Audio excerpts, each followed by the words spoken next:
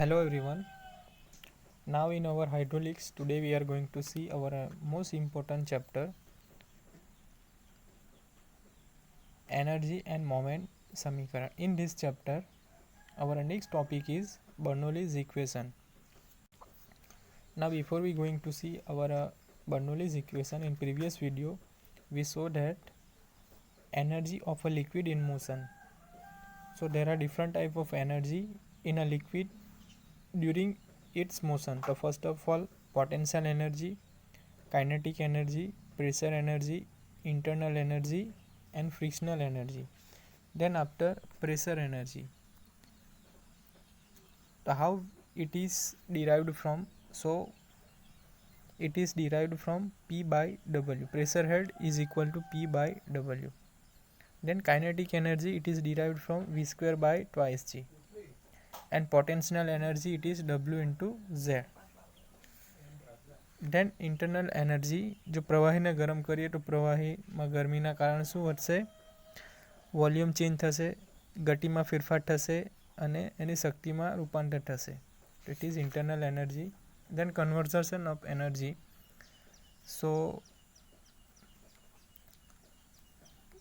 it is in a conversation of energy we know that there are different form of water like snow, ice, water and vapor. Then after we saw some example based on it. So now next is Bernoulli's equation. So definition of Bernoulli's equation. So what is the definition?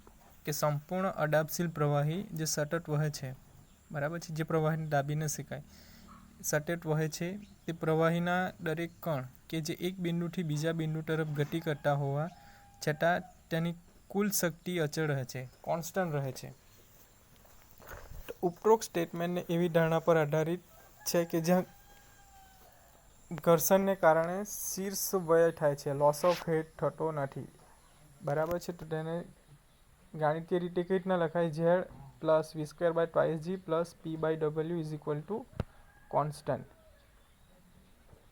के संपूर्ण अदाबशील प्रवाही जे सतत वहे छे તે પ્રવાહીના દરેક કણ જે એક બિંદુથી બીજા બિંદુ પર ગતિ કરતા હોવા છતાં તેની કુલ શક્તિ કોન્સ્ટન્ટ રહે છે બરાબર છે તો ઉપરોક્ત સ્ટેટમેન્ટને એવી ધારણા પર આધારિત છે કે જ્યાં ઘર્ષણને કારણે શીર્ષ લોસ ઓફ હેડ થતો નથી બરાબર તો z plus v square by twice g plus p by w is equal to constant now proof of Bernoulli equation કે ધારો કે સંપૂર્ણ અદાબશીલ પ્રવાહી જે અસમાન પાઇપમાંથી वह है बराबर है two cross section of the pipe figure में दिया गया है two cross section of the pipe तो first is P1 second is P2 ठीक है cross section A dash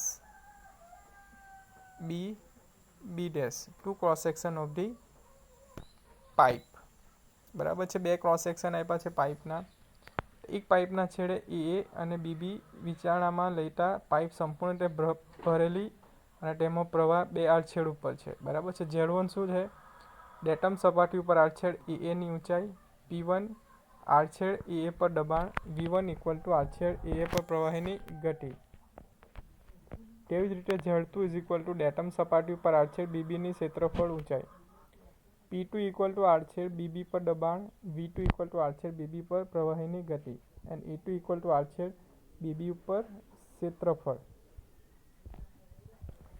now हवे जो प्रवाही आड़छेड़ डबल ए पर गति करता नवी पोजीशन ए डैश मळे आड़छेड़ BB पर गति करता नवी पोजीशन BB2 BB डैश मळे छे बराबर छे first of all starting position शुं हती प्रवाही ए डैश ए અને BB સેકન્ડ શું છે A dash to B dash બરાબર છે જો વચ્ચેની લંબાઈ DL1 DL2 બરાબર છે લેન્થ શું થશે first is DL1 and DL2 તો આકૃતિમાં બતાવ્યા મુજબ આ પ્રવાહીની ગતિ આડછેડ એ અને BB ની સરખામણીમાં એ અને એ ડેશ એ તેવી જ BB થી બી ડેશ જેટલી હોય છે बराबर W इक्वल टू आड़छेड़ डबल ए અને એ ડેશ વચ્ચે ઘેરાયેલ પ્રવાહીનું વજન અને પ્રવાહ સતત હોય तो W equal to omega A1 dl1 equal to omega A2 dl2. So A1 dl1 equal to W by omega and A2 dl2 equal to W by omega. So A1 dl1 equal to A2 dl2. परंतु जो आरछेड़ double A અને A dash વચ્ચે વહેતો પ્રવાહી force multiply by distance, so it is P1A1 multiply by dl1. એવી જ રીતે આરછેડ BB અને બી ડેશ વચ્ચે વહેતો પ્રવાહ હોય તો માઇનસ P2A2 ઇન્ટુ dl2. તો નેગેટિવ સાઇન એટલા માટે છે કે દબાણની દિશા વિરુદ્ધમાં છે. આથી દબાણમાં થયેલું કાર્ય P1A1 dl1 minus P2A2 dl2. So P1A1 dl1 minus P2A1 dl1, because A1 dl1 equal to A2 dl2. So A1 dl1 equal in bracket P1 minus P2, W by omega in bracket P1 minus P2. Now હવે potential એનર્જીમાં થતો ઘટાડો W in bracket Z1 minus Z2. So kinetic energy में फेरफार W v square by twice g minus v1 square by twice g is equal to W by twice g v2 square minus v1 square. But we know that potential energy में थतो घटाडो plus દબાણને કારણે થયેલ કાર્ય is equal to kinetic energy में વધારો. So it is W in bracket Z1 minus Z2 plus W omega P1 minus P2 is equal to W by twice g v2 square minus v1 square. So Z1 minus Z2 plus P1 by W minus P2 by W is equal to v square by twice g minus v1 square twice g. So it is Z1 plus v1 square by twice g plus P1 by W is equal to Z2 plus v2 square by twice g plus P2 by W. So it is the Bernoulli's equation. Now limitation of Bernoulli's equation. ઉપરોક્ત સમીકરણ કેટલીક પૂર્ણધારણાઓ પર આધારિત છે જે વાસ્તવિક રીતે ભાગ્યે શક્ય બને છે. બરાબર છે, વાસ્તવિક રીતે પોસિબલ છે નથી, અમુક ધારણાઓ પર આધારિત છે. આથી એની મર્યાદાઓ નીચે મુજબ ગણાવી શકાય કે બર્નોલી સમીકરણમાં પ્રવાહીના કણનો વેગ પાઇપના દરેક આડછેદ આગળ એકસરખો ગણ્યો. બરાબર છે, જે ફ્લુઇડ પાસ થાય છે પાઇપની અંદર, જે ફ્લુઇડ પાસ થાય છે, બરાબર છે, તો velocity of fluid are constant. બરાબર છે કે પ્રવાહીની જે વેલોસિટી છે એને કોન્સ્ટન્ટ કરવું. But at that time surface ઉપર ફ્રિક્શન થશે પાઇપના સરફેસ, એટલે વેલોસિટી રિડ્યુસ થશે. But in a Bernoulli's equation we assume that the velocity of fluid are constant. પ્રવાહીનો વેગ પાઇપના કેન્દ્રમાં મધ્યમ અને ધાર અથવા પાઇપની જાળ ઉપર લઘુત્તમ હોય છે. બરાબર, કેમ થશે? બીકોઝ ઓફ ફ્રિક્શન, ઘર્ષણ થશે.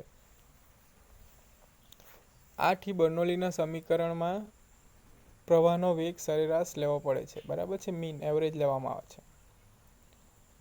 બર્નોલીના સમીકરણમાં એવું ધારી લેવામાં આવ્યું કે પ્રવાહી ઉપર ગુરુત્વાકર્ષણ સિવાય બીજું કોઈ બાહ્ય દબાણ નથી. બરાબર છે, નો એક્સટર્નલ ફોર્સ. પરંતુ વાસ્તવિક રીતે એવું હોતું નથી, કારણ કે બીજા બળ જેવા કે ફ્રિક્શન પ્રવાહને અસર કરે જ છે. આથી ઉપરોક્ત સમીકરણમાં આ બાહ્ય બળને અવગણવામાં આવ્યા છે. પરંતુ પ્રવાહીની શક્તિમાં જો ઉમેરણ થાય અથવા તો બાદબાકી કરવામાં આવે તો તેની ગણતરી ધ્યાનમાં લેવી પડે છે.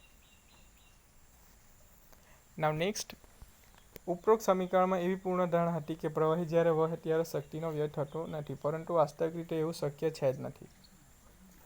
વિક્ષુબ્ધ પ્રવાહ એટલે કે ટર્બુલન્ટ ફ્લોમાં પ્રવાહીના કણની કાઇનેટિક એનર્જી એકબીજાના ઘર્ષણને કારણે ઉષ્મા શક્તિમાં ફેરફાર થાય છે. બરાબર છે, ટર્બુલન્ટ ફ્લો કઈ રીતે પાઇપમાં હશે? આ રીતે ઝિગઝેગ ફોર્મમાં એના કણો એકબીજા સાથે અથડાશે તો એમાં શું થશે? ઉષ્મા પ્રોડ્યુસ થશે, એક પ્રકારની એનર્જી પ્રોડ્યુસ થશે. જો સ્નિગ્ધતાવાળો પ્રવાહ હોય તો એમાંની કેટલીક શક્તિ શિયર ફોર્સને સહન કરવામાં વપરાય છે. આ બધા પ્રકારના વયને અવગણવામાં આવ્યા. તેવી જ રીતે જો પ્રવાહી વળાંકવાળો રસ્તો અનુસરતો હોય તો વળાંકને કારણે સેન્ટ્રીફ્યુગલ ફોર્સ ઉત્પન્ન થાય, જેની ગણતરી પર લેવી પડે છે. આથી ઉપરોક્ત ધારણાઓ સંક્ષિપ્તમાં નીચે મુજબ કરી શકાય. પ્રવાહીને સ્નિગ્ધતા નથી એટલે કે વિસ્કોસિટી નથી, મ્યુ ઇક્વલ ટુ 0. પ્રવાહી સ્થિર છે. પ્રવાહ સ્ટ્રીમલાઇન ફ્લો ધરાવે છે. પ્રવાહીની ઘનતા અચળ છે. પ્રવાહી અદાબશીલ છે. પ્રવાહીના વહેણ દરમિયાન વ્યય થતા નથી, પરંતુ જો વ્યયને ગણતરીમાં લેવાય તો Z1 plus V1² by twice G plus P1 by W equal to Z2 plus V2² by twice G plus P2 by W plus HF. HF equal to સ્વીસ વય જે AB અને A થી B સુધીમાં ગતિ કરતો વ્યય થાય છે. તો આ છે limitation of Bernoulli's equation. So it is most important equation, Bernoulli's equation. Then now next is some example based on it. Bernoulli's equation. Now before we going to see some example, some theory are repeated. અમુક theory આપણે જોઈશું, repeat કરીશું કે energy of a liquid in a motion, કે કાર્ય કરવાની ક્ષમતાને શક્તિ કહેવાય છે, કે વહેતા પાણીમાં નીચે મુજબની શક્તિ ગણાવી શકાય, like potential energy, kinetic energy, pressure energy, internal energy, frictional energy. તો પોટેન્શિયલ એનર્જી કોને કહેવામાં આવે છે? તો પોટેન્શિયલ એનર્જી જે સ્થિતિને આભારી છે. આ પ્રકારની શક્તિ જે તે સ્થિતિમાં રહેવાને કારણે છે. આને સ્ટેટિક એનર્જી પણ કહી શકાય. ફોર એક્ઝામ્પલ કે 10 ન્યૂટન વજન ધરાવતું પ્રવાહી 18 તલથી 10 મીટર ઊંચાઈએ છે, તો તેમાં રહેલી સ્થિતિ ઉર્જા કેટલી મળશે? 1000 ન્યૂટન ઇન્ટુ મીટર, 100 ગુણ્યા 10, બરાબર છે. ધેન કાઇનેટિક એનર્જી, તો પ્રવાહીના વેગમાનની શક્તિ જે પ્રવાહીના કણમાં રહેલી ગતિના કારણે છે. જો પ્રવાહીના કણ v મીટર પર સેકન્ડના સરેરાશ વેગથી વહેતા હોય તો તેમાં રહેલી kinetic energy equal to V² by twice G metre. એકમ વજનના પ્રવાહીમાં રહેલી kinetic energy V² by 2G metre થાય. Kinetic energy equal to V² by twice G. Then pressure energy, તો પ્રવાહીના કણ ઉપર હયાત દબાણને કારણે થતી શક્તિને દબાણ શક્તિ કહેવાય છે. જો પ્રવાહીના કણ ઉપર P કિલોન્યુટન મીટર સ્ક્વેર જેટલું દબાણ આવતું હોય તો દબાણ શક્તિ P બાય W, જેમાં W ઇઝ ઇક્વલ ટુ જે તે પ્રવાહીની સ્પેશિયલ વજન છે. આથી pressure head equal to P by W metre થાય. ઇન્ટરનલ એનર્જી, કે જો પ્રવાહીને ગરમ કરીએ તો શું થશે? ગરમી વધવાને કારણે પણ તેની ગતિમાં ફેરફાર થાય છે અને તેની શક્તિમાં ફેરફાર થાય છે. ધેન ફ્રિક્શનલ રેઝિસ્ટન્સ, જો પ્રવાહી વધારે ગતિથી વહેતું હોય તો તેમાં ઉત્પન્ન થતા વમનને કારણે ઘર્ષણ પણ લાગે છે, જે શક્તિનો નાશ કરે. આને આંતરિક ઘર્ષણ બળ કહેવાય છે. આ ઉપરાંત પ્રવાહી જે પ્રવાહીમાંથી પસાર થતું હોય તો તે પાઇપની અંદરની સપાટી પણ વહેણ સામે અવરોધ ઊભો કરે છે, જેને કારણે શીર્ષ વય થાય છે. આ ઉપરાંત પાઇપની લંબાઈમાં લગાવવામાં આવતા વિવિધ પ્રકારના ફિટિંગ જેવા કે રિડ્યુસર, એલ્બો, કપલિંગ વાલ્વ વગેરેને કારણે પણ અવરોધ લાગે છે, બરાબર છે. તો આ છે અલગ અલગ પ્રકારની energy. Then after total energy કઈ રીતે ફાઇન્ડ કરીશું? તો વહેતા પ્રવાહીની કુલ શક્તિ it is E then is equal to potential energy plus kinetic energy plus pressure energy. E equal to Z plus V² by twice G P by W. So total head H equal to Z plus V² by twice G plus P by W. Then after કાર્યશક્તિનું રૂપાંતર, conversion of energy. તો જેવી રીતે બરફ, પાણી, વરાળ વગેરે પાણીના વિવિધ ફોર્મ છે, પરંતુ મૂળભૂત સ્વરૂપ તો પાણી છે. તેવી જ રીતે શક્તિનું રૂપાંતર એકમાંથી બીજામાં થઈ શકે, બરાબર છે. જો આપણે એક એક્ઝામ્પલ લઈશું કે ટાંકીમાં પાણી ભરેલું છે, પ્રવાહીનું વજન W છે, હાઇટ H છે, તો આથી પોટેન્શિયલ એનર્જી શું મળશે? W into H. હવે જ્યારે આપણે છિદ્રમાંથી પ્રવાહી બહાર નીકળે ત્યારે પોટેન્શિયલ એનર્જીમાં શું થશે? ઘટાડો થશે, જેનું કાઇનેટિક એનર્જીમાં રૂપાંતર થાય છે, એટલે હેડ ક્રમશઃ ઘટશે. એટલે કે ગતિમાં રૂપાંતર થાય છે, એટલે કે પ્રવાહીનું દળ W બાય G, રૂપાંતરિક એનર્જી 1/2 mv², પરંતુ m equal to W by G, so it is WH equal to 1/2 into W by G into V². So V² equal to twice GH, so V equal to square root of twice GH, બરાબર. આને શું કહેવાય છે? ગતિનું સૂત્ર. આથી એટલું ખબર પડે કે શક્તિનો નાશ થતો નથી પરંતુ રૂપાંતર થાય છે. Energy can not be generated and can not be destroyed but converted into one form to another form. એક ફોર્મમાંથી કે એનર્જીનો આપણે એનું ઉત્પાદન પણ નહીં કરી શકતા અને ડેસ્ટ્રોય પણ નહીં કરી શકતા, પરંતુ શું કરી શકાય, એક ફોર્મમાંથી બીજા ફોર્મમાં રૂપાંતરિત કરી શકાય.